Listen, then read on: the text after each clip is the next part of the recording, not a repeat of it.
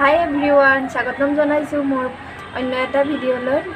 আজি মই আপোনালোকক দেখুৱাম মোৰ বোৱা কাপোৰৰ কালেকশ্যন আৰু মই ইয়াৰ আগতেও বোৱা কাপোৰৰ এটা ভিডিঅ' আপলোড কৰিছোঁ। যদি আপোনালোকে চোৱা নাই প্লিজ চাই ল'ব। ডেছক্ৰিপশ্যন বক্সত মই ইয়াৰ লিংক দি দিম।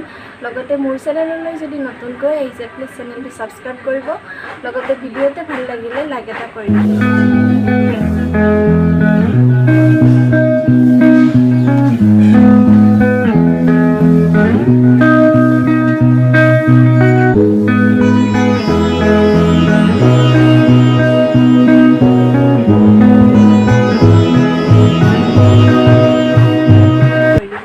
আজি মই মোৰ প্ৰথম কাপোৰযোৰ দেখুৱাব ওলাইছোঁ।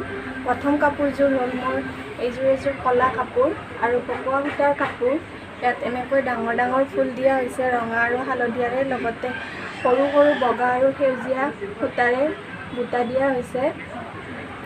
কাপোৰযোৰ পকোৱা সূতাৰ হয়, গৰমত পিন্ধাৰ বাবে খুব ভাল। আৰু মই চাদৰখন দেখুৱাইছোঁ। চাদৰখনতো ঠিক একেদৰে এনেকুৱা বগা আৰু সেউজীয়া, ৰঙা, হালধীয়া সূতাৰে ফুল দিয়া হৈছে, ডাঙৰ আৰু সৰু ফুল। লগতে চাদৰখনত এনেকুৱা এটা বৰ্ডাৰ লগোৱা হৈছে, যিটো দোকানত কিনিবলৈ পোৱা যায়। এই বৰ্ডাৰটোৱে কাপোৰযোৰৰ উজ্জ্বলতা দুগুণে বঢ়াইছে। মই নেক্সট কাপোৰযোৰ দেখুৱাব ওলাইছোঁ। এযোৰ বগা কাপোৰ আৰু ইয়াতে সৰু সৰু বুটা দিয়া হৈছে এনেকৈ গুলপীয়া আৰু হালধীয়া সূতাৰে। গুলপীয়া নহয়, আচলতে মচুৰ কালাৰৰ। আৰু মন্দিৰ বা পূজা অৰ্চনা কৰিলে ঘৰত পিন্ধাৰ বাবে এযোৰ খুব ভাল লগা কাপোৰ। আৰু মেখেলাখনত এনেকৈ সৰু সৰু ফুল দিয়া হৈছে। মই চাদৰখন দেখুৱাই আছোঁ আপোনালোকক। চাদৰখনতো এনেকৈ সৰু সৰু ফুলেৰে বুটা দিয়া হৈছে আৰু ইয়াতে এনেকৈ পটি এটা লগোৱা হৈছে সেই একে ফুলেৰে। চাদৰখন মই আপোনালোকক খুলি দেখুৱাইছোঁ। চাদৰখনত এনেকৈ এটা পটি লগোৱা হৈছে আৰু মেখেলাখনত থকাৰ দৰে একে জোখতে এনেকৈ ফুলখিনি দিয়া হৈছে আৰু একে কালাৰৰে দহিও গুঠা হৈছে। অন্য এযোৰ কাপোৰ দেখুৱাইছোঁ আৰু এইযোৰ কাপোৰো এযোৰ বোৱা কাপোৰ। ইয়াতে কলা, ৰঙা আৰু সেউজীয়া এই তিনিটা মিলাই এটা ডিজাইন কৰা হৈছে। কাপোৰযোৰ আছে মেইন দিশটো কলা আছে, তাৰ লগত এনেকৈ বেলেগ বেলেগ ৰংবোৰ দি ইয়াৰ এটা ডিজাইন উলিওৱা হৈছে আৰু কলা আৰু ৰঙা তাৰ লগতে এনেকৈ ৰুলাক্স বোৱা হৈছে। এইটো গুণা বুলি কয়, দোকানত পাই যাব। চাওকচোন কাপোৰযোৰ। আৰু ইয়াৰে ব্লাউজ আৰু চাদৰো বনোৱা হৈছে, ঘৰত বোৱা তাঁতশালৰ কাপোৰ। মই চাদৰখন দেখুৱাইছোঁ। চাদৰখনতো ঠিক একেদৰে এনেকৈ সেউজীয়া ৰঙাৰে ডিজাইন দিয়া হৈছে। লগতে ইয়াৰে আঁচলটো এনেকৈ বনোৱা হৈছে কলা আৰু ৰঙাৰে। লগতে এনেকুৱা পটি বনাই দিয়া হৈছে, সৰুকৈ এটা পটি লগোৱা হৈছে। ইয়াতে দেখিছেনে, কলা আৰু ৰঙাৰে এটা সৰু পটি। চাদৰখন খুলি দেখুৱাইছোঁ।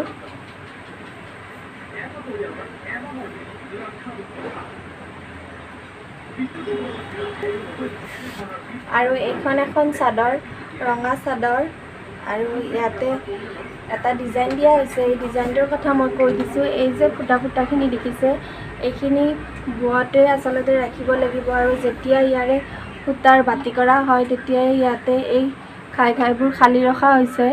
আৰু যিটো আমি বস্তা চিলোৱা বেজী ব্যৱহাৰ কৰোঁ, সেই বেজীটোৰে ইয়াতে ৰঙা ৰঙা ডিজাইনটো দিয়া হৈছে আৰু আচলতে এনেকৈ ৰঙাবোৰ দিয়া হৈছে।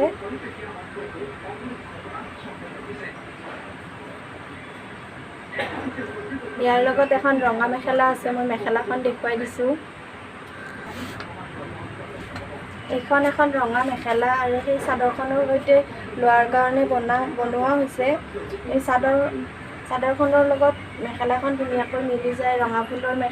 ৰঙা সূতাৰ মেখেলা, ফুলটো ইয়াতে হালধীয়া আৰু বগাৰে দিয়া হৈছে, সৰু সৰু ফুলৰ ডিজাইন।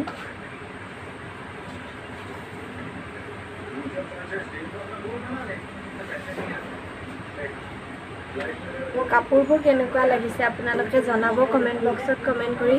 লগতে আৰু দুযোৰমান কাপোৰ দেখুৱাই আছোঁ, গতিকে ভিডিঅ'টো শেষলৈ চাই থাকিব। সেই একে ডিজাইনতে বনোৱা অন্য এখন চাদৰ, কেৱল ইয়াতে কালাৰটো বেলেগ। ইয়াতে কফি কালাৰ আৰু কলাৰে এনেকৈ পটিটো বনোৱা হৈছে।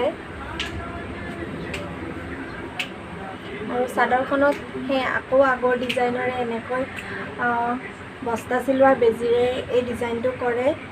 এইটো কৰা হৈছে, যিসকলে তাঁত বয় সেইসকলে বুজি পাব। আৰু বগা চাদৰখন আৰু আঁচলটো তেনেকৈ পটিটোৰ নিচিনাকৈ এইখিনি আঁচল বনাই দিয়া হৈছে। লগতে ইয়াৰ লগত মেখেলা আছে, মেখেলাখনো মই দেখাই দিছোঁ। মেখেলাখন এনেকুৱা কলা আৰু কফি কালাৰৰে ৰুলদানা ডিজাইনৰ। লগতে ইয়াতে গুণাগুৰি দিয়া হৈছে ৰিলাক্স।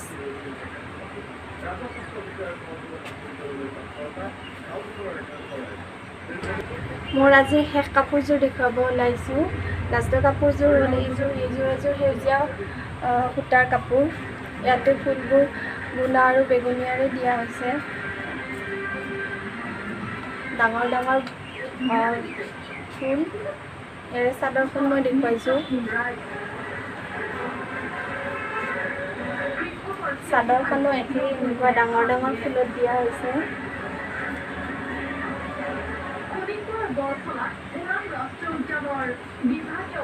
লগতে এনেকুৱা পটি বনাই দিয়া হৈছে চাদৰখনত।